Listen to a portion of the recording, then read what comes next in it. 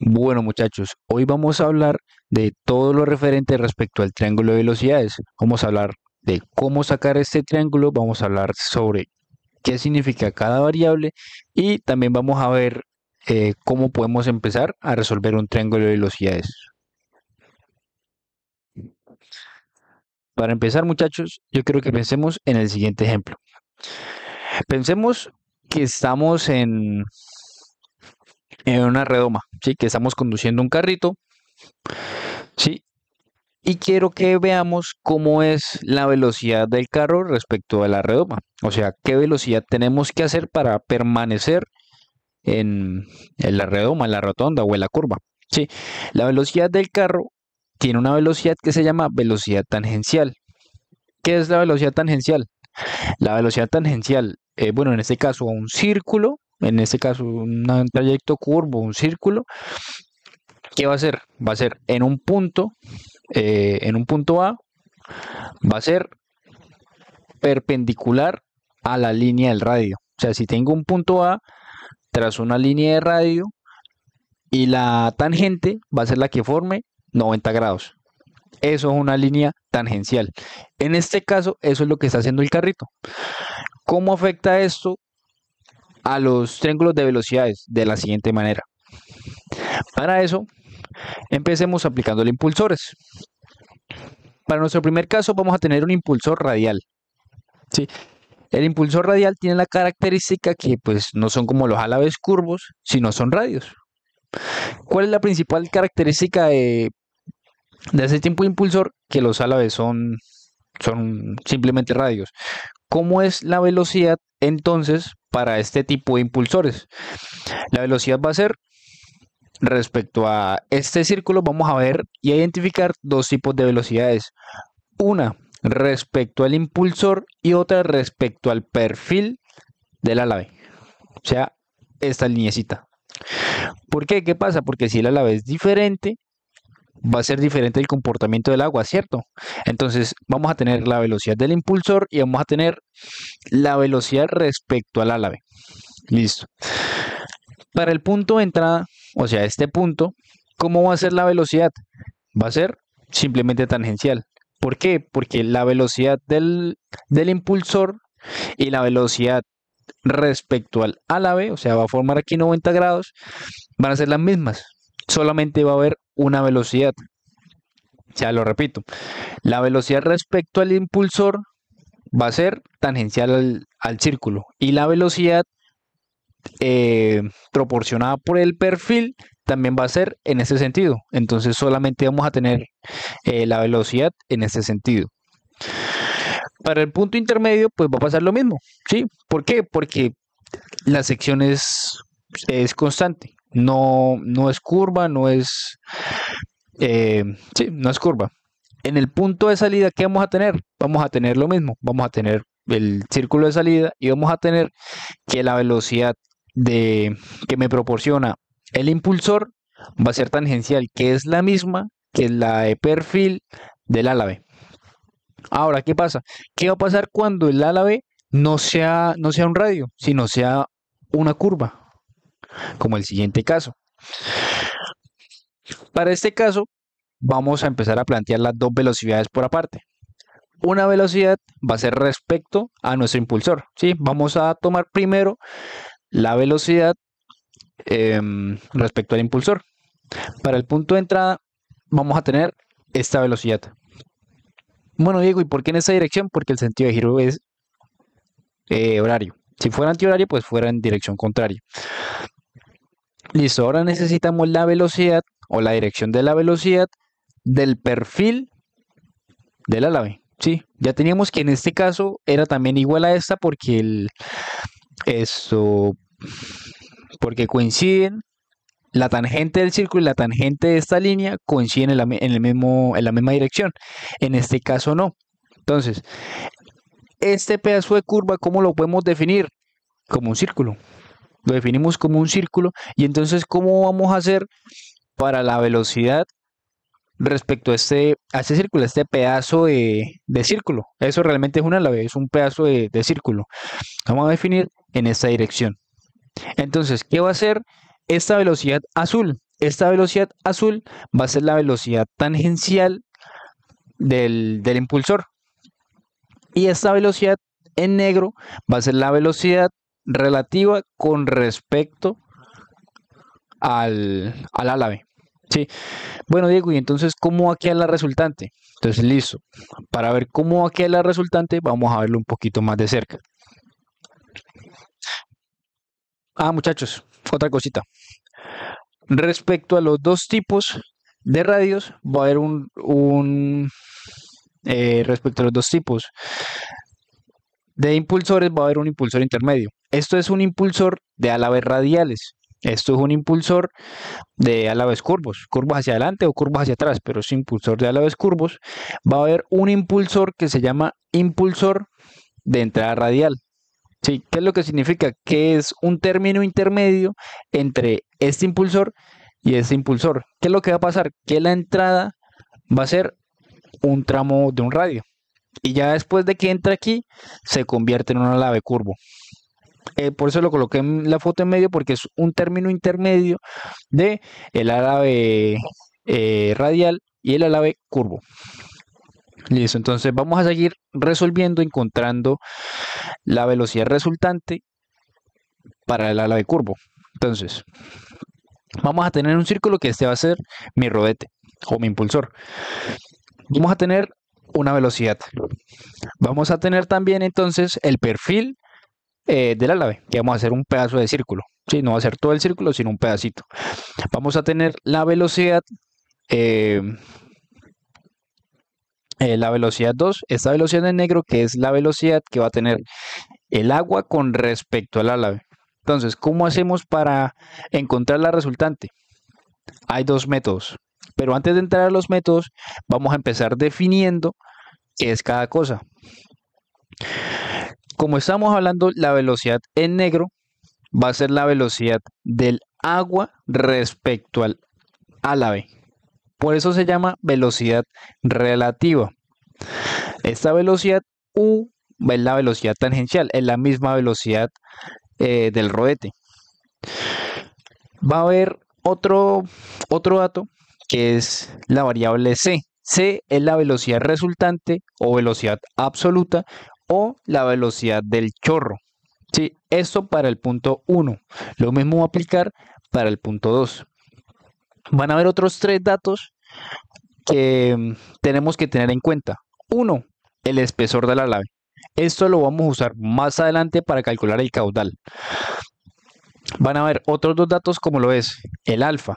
¿Sí? Si ya sabemos que U, en este caso U2, es nuestra velocidad tangencial, C es nuestra velocidad del chorro, ¿qué va a ser alfa 2? Sí, alfa 2 va a ser el ángulo del chorro.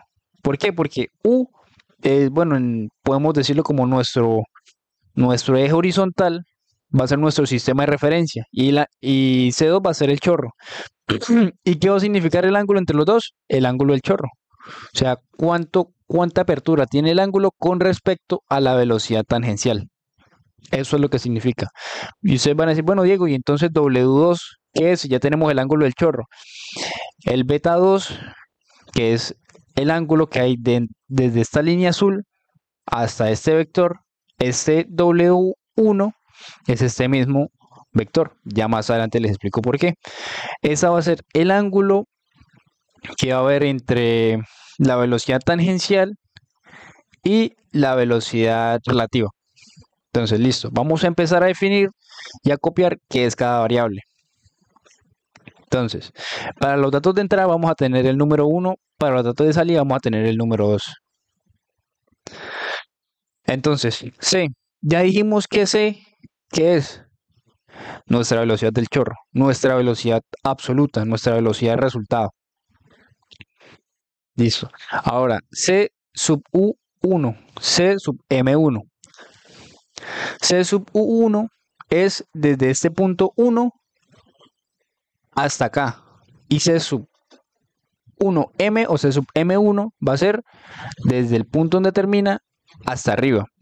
Eso es lo que son componentes. Componente tangencial, ¿sí? Porque veamos que la U es la componente tangencial. Hacia aquí va a haber todo el eje de las tangenciales y la componente tangencial de C va a estar también en U.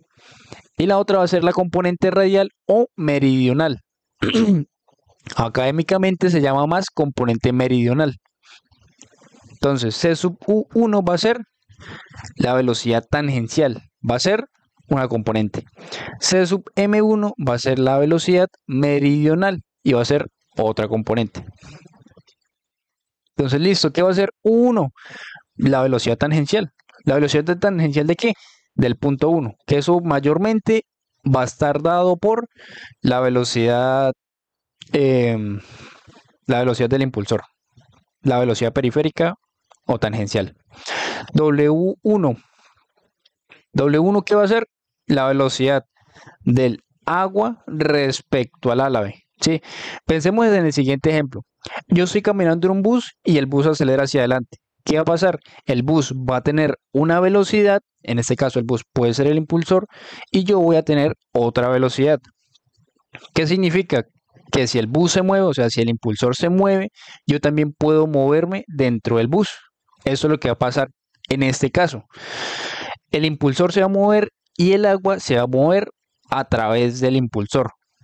Eso es lo que nos dice esta velocidad relativa. La velocidad relativa de el agua con respecto al impulsor o del agua con respecto al perfil de la nave. Eso es lo que nos dice esta velocidad. Sino que pues se le dice relativa. Listo.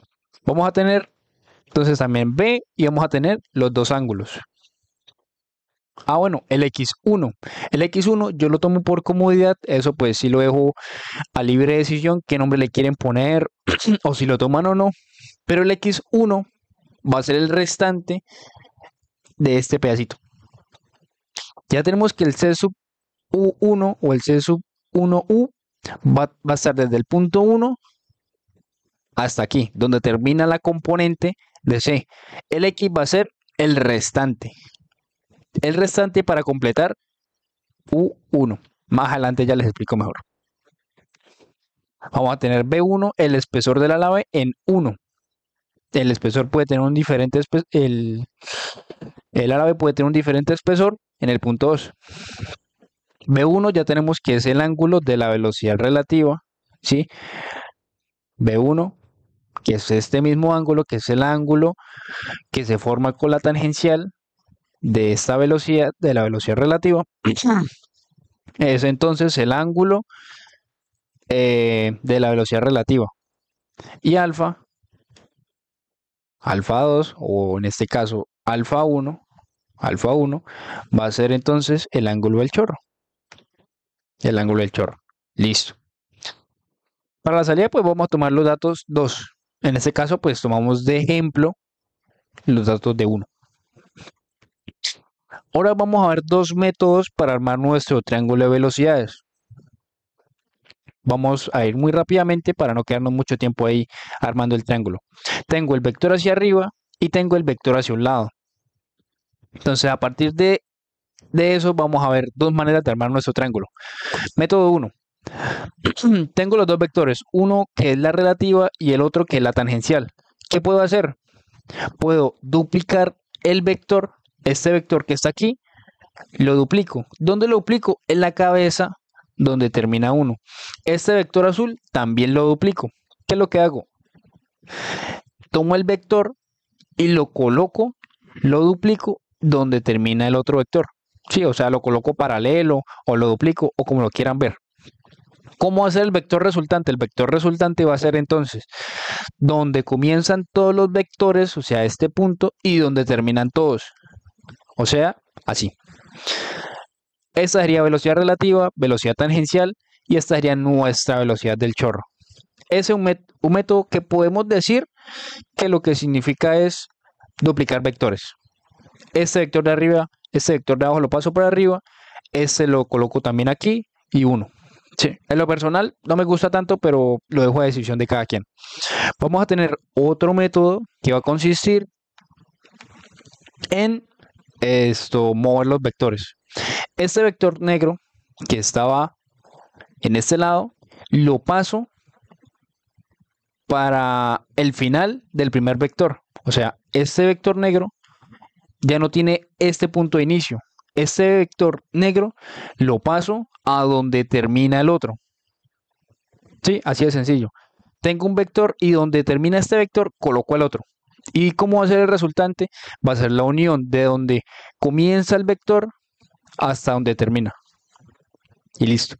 O sea, lo que se puede decir que estamos haciendo es mover vectores. Así de sencillo. Listo. Ahora, del gráfico anterior vamos a sacar los triángulos de velocidades. Sí. A partir del triángulo de velocidades, llamémoslo este triángulo, vamos a tener algunas características.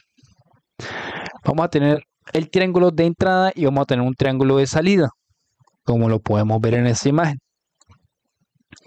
Vamos a tener un triángulo de entrada y un triángulo de salida. Sí, mayormente se toman estos dos puntos, ¿por qué? Porque son los relevantes, la entrada y la salida. Los datos intermedios no nos interesan mucho. Entonces, vamos a tomar datos de entrada para entrada normal.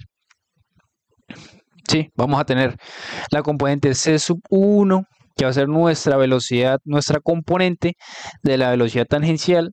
C sub M1, que va a ser la componente de nuestra velocidad del chorro, pero meridional o radial, como se sientan cómodos. Vamos a tener nuestra velocidad relativa, nuestro ángulo de la velocidad relativa, nuestro ángulo de nuestra velocidad del chorro, y vamos a tener U1. U1 es la velocidad tangencial. Listo. Pero entonces usted me va a decir, bueno, Diego, ¿y qué pasa cuando entonces tenemos entrada radial? Ya sabemos que la entrada radial es, como vemos arriba, es que un pedazo del ala B es la paleta como si fuera radial. Entonces, como su nombre indica, entrada radial, significa que en la entrada no va a haber componente tangencial. Sí, su nombre dice entrada radial, porque solamente tiene componente radial, componente meridional, no va a tener componente tangencial. Eso es así de sencillo. Bueno, Diego, ¿y entonces por qué no tenemos componente tangencial? Por esto mismo. Vamos a vernos aquí arribita. Aquí solamente hay componente meridional, no hay tangencial. Por eso se llama entrada radial. Es por eso. Listo. Y vamos a tener aquí nuestro X, aquí arriba. El X es el restante de C sub 1 para completar 1. Vamos a tener C sub U1, que es la componente de C1. Vamos a tener U1, que va a ser todo este trazo. Y el X1 va a ser lo que, pues el restante. Yo lo llamo así, como se sientan cómodos. Para entrar a radial, entonces vamos a tener que C1, la velocidad del chorro, va a ser igual a la velocidad meridional o radial, como la quieran llamar. Y en el triángulo de salida, ¿qué vamos a tener? El mismo. El mismo no, pues va a ser de igual forma que una entrada normal. Los mismos datos, pero con datos de salida. Velocidad del chorro, velocidad relativa y velocidad tangencial. Listo, eso es así de sencillo. Y ahora, muchachos, para terminar, yo quiero darles cuáles son las cosas, la teoría que vamos a utilizar para resolver este tipo de ejercicios. Entonces, para poder resolver los triángulos necesitamos, sí, o sea, respecto a variables, vamos a tener que usar el teorema de Pitágoras. ¿Qué es lo que nos dice el teorema de Pitágoras? Bueno, en las leyes de trigonometría. Lo que nos dice el teorema de Pitágoras es que para triángulos rectángulos, o sea, para triángulos que entre sus lados hay un lado que forme 90 grados, vamos a tener que la hipotenusa al cuadrado, la hipotenusa siempre es el lado más largo en un triángulo rectángulo. La hipotenusa al cuadrado va a ser igual a la suma de cuadrados de sus dos lados. ¿Cómo sabemos cuál es la hipotenusa? Que es opuesto al vértice de 90 grados. O pues simplemente es el lado más largo. Para el caso de las leyes de trigonometría, vamos a tener la ley del seno. Seno es igual a opuesto sobre hipotenusa. Coseno es igual a adyacente sobre hipotenusa. Y tangente es igual a opuesto sobre adyacente. Eso es todo lo que vamos a utilizar. Como ven, no es nada del otro mundo, solamente es recordar estas cositas y ya con estas cositas podemos resolver fácilmente un triángulo de velocidades. Entonces, muchachos, espero les haya gustado el video y nos vemos en una próxima ocasión.